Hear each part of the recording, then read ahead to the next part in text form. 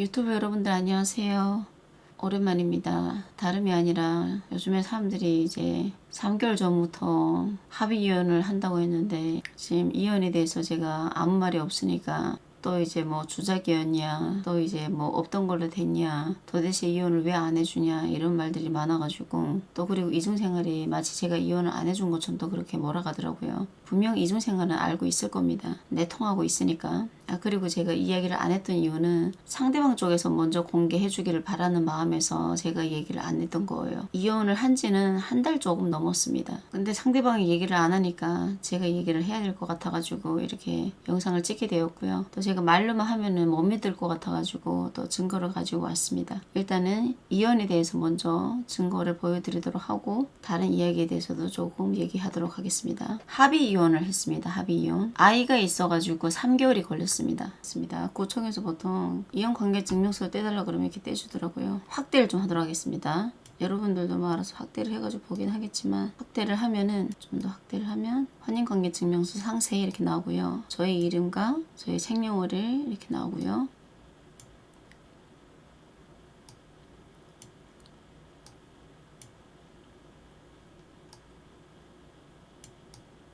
혼인, 이혼, 여기 날짜, 이 사람 주민번호, 위 혼인관계증명서 상세, 가족관계, 등록부의 기록 사항과 틀림없음 이게 나왔고요.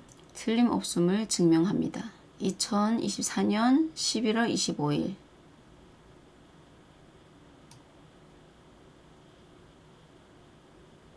자, 이렇게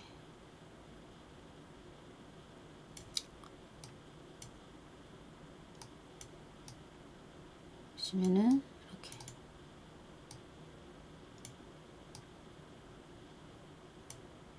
그리고 두 번째는 문자가 이렇게 날라옵니다. 등록을 하잖아요. 구청에 가서 서류를 내면은 며칠 뒤에 이제 끝났다고 서류를 내면 이렇게 연락이 옵니다. 구청에서 문자 온 내용입니다.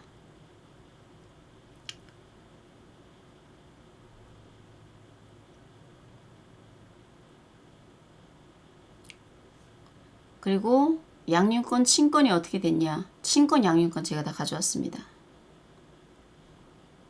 보시면은 친권자 모, 양육권자 모 이렇게 되어 있습니다. 합의 이혼을 한 거니까. 그리고 이거는 양육비 관련된 거거든요.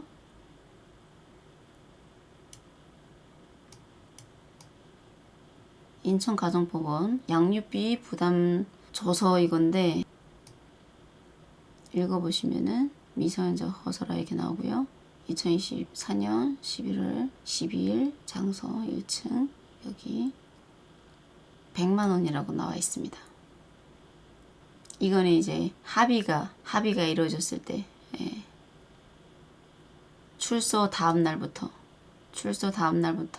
미성년자 매월 말까지 지급하기로 이렇게 합의를 본 겁니다. 이렇게 해가지고 이혼이 된 지는 이제 한 달이 넘었습니다. 양육비는 줄지 안 줄지 그때 가봐야 한다 그러더라고요. 대부분 이혼하면은 양육비 못 받는 분들이 많다 그러더라고요. 근데 뭐 받을 수도 있고 못 받을 수도 있겠지만 그때 가보면 알겠죠. 어쨌든 제가 이제 얘기를 안 했던 거는 상대방 측에서 먼저 얘기를 해주길 바라는 마음에서 얘기를 안 했던 거고, 제가 전에도 이혼을 뭐 안 하고 있었던 건 아니었고요. 상대방 측에서 감옥에 있으면은 제가 서류만 내면은 이혼이 된다고 하길래 서류를 다 떼가지고 제가 이제 이혼을 하려고 갔었어요. 근데 갔더니 또 이제 상대방이 감옥에 있는 인증을 또 해야 된대요. 그 서류가 또 있어야 된대요. 그래서 또 연락이 됐다가 안 됐다가 막 이러다 보니까 그걸 또 받아야 또 이제 이혼이 된다고 하길래 그걸 또 받을 때까지 또 기다렸어요. 그러다 보니까 또 한 번 더 실패가 됐었고요. 그래서 또 그걸 받았어요. 그걸 받아가지고 또 한 번 또 이혼하러 또 갔어요. 서류를 또 떼다가, 원래 그 서류를 떼는 게 3개월까지 유지가 되잖아요.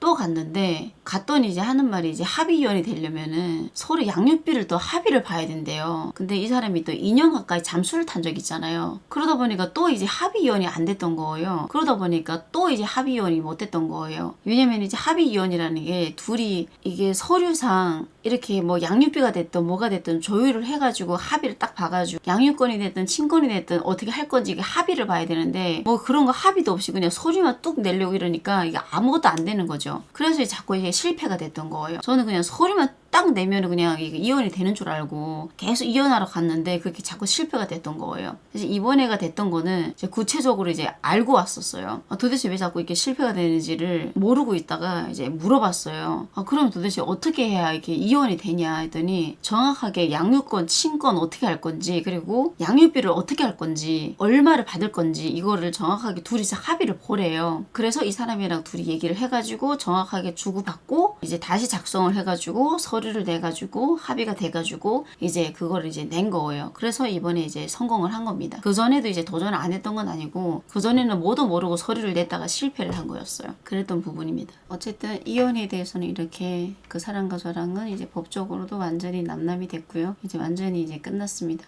뭐 사람들이 뭐 기분이 어떠냐고 물어본다면은 옛날에는 남이 되는 게 두려워서 빌고 두렵고 막막하고 이랬는데 제가 이번에 혼자 이제 법원에 가고 이혼 작성하고 또 구청에 가가지고 마무리도 하고 이러면서 느낀 거는 때가 됐다라고 생각도 들었고 이제는 혼자서 할 수 있다라는 생각도 들었고 옛날만큼 그런 두려움도 없고 별 생각이 없었던 것 같아요. 그냥 좀 그런 생각을 했었어요. 그때 그냥 끝냈으면 더 좋았을 걸 이런 생각을 좀 많이 했었던 것 같아요. 그랬다면은 좀 달랐을까라는 생각도 했었던 것 같고 괜히 제가 좀 모자라게 살아오고 한심하게 살아온 모습들이 있다 보니까 그때로 돌아가서 완전히 끝내고 좀 다르게 살아왔으면 얼마나 좋았을까라는 그런 아쉬움이 있고 그런 생각도 하는 것 같습니다. 아무쪼록 여러분들 죄송하고 또 감사합니다. 고맙습니다. 다음 영상으로 또 찾아뵙도록 하겠습니다. 감사합니다.